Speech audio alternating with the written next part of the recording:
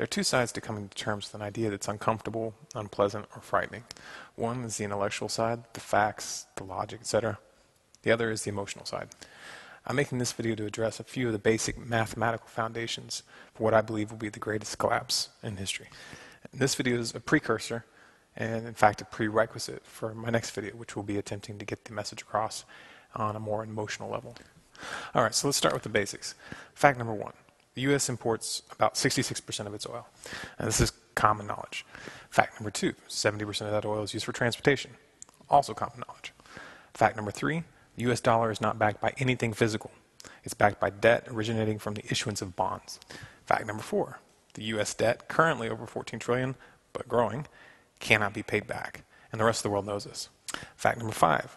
Oil is currently only sold on the global market in U.S. dollars. And this is due to a set of agreements between the U.S. and OPEC. However, this doesn't just affect OPEC. When Canada buys oil, they buy it in dollars. When France buys oil, they buy it in dollars. This particular situation is often referred to as the petrodollar status. Fact number six, the necessity to have dollars in order to purchase oil in the global market creates the demand for the dollar. And for anybody who would like to dispute this, please refer to fact number three. Fact number seven, the value of the dollar is directly tied to the demand for the dollar. Supply and demand. Basic economics. The obvious conclusion is the petrodollar status which holds up the value of the dollar. Fact number eight, China and Russia just recently agreed to stop using the dollar in all their bilateral trade. This includes oil. Now when Saddam Hussein did the same thing, we invaded Iraq. But we can't invade China or Russia. Now all the facts that I've outlined here are simple, publicly accessible, verifiable. I'm not going to hold everybody's hand and take them out there to do their research. If you want to contest one of these specific ideas, you actually need to do the research yourself. Now the following are the conclusions that I draw from these facts.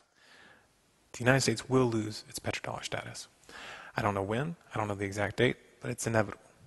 When it does, the demand for the dollar will fall precipitously. And as demand drops, the value of the dollar will evaporate. This means hyperinflation. And once hyperinflation is fully underway, other countries will begin refusing to accept dollars for products that they export. This will happen very quickly. Now remember, U.S. imports 66% of its oil.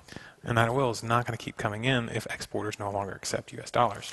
And remember, we established 70% of all domestic oil consumption is used for transportation.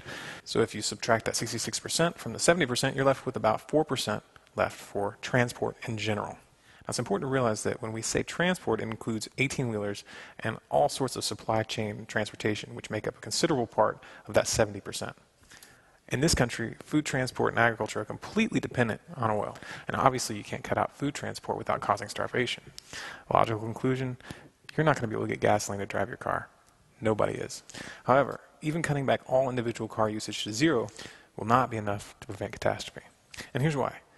Agriculture, as we currently practice it in the U.S., is completely dependent on a constant stream of inputs which require transportation, especially the animal industry.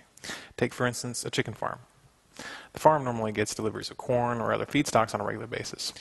Almost no farms grow both the feed and raise the animals. The loss of the petrodollar would lead to astronomical price increases for that transport, and that will translate into astronomical prices in the grocery store. And what you have to understand is this explosion in the cost of transport will affect every single other industry. And as the cost of doing business skyrockets, unemployment will also skyrocket.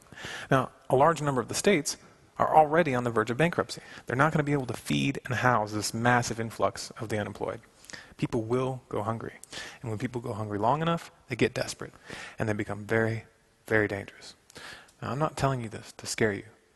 But if you really understand it, it probably will. When I first came to terms with this, it was earth-shattering for me.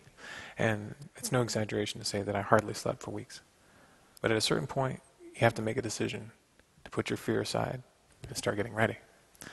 Some things we can't change, but some things we can. The trick is knowing the difference.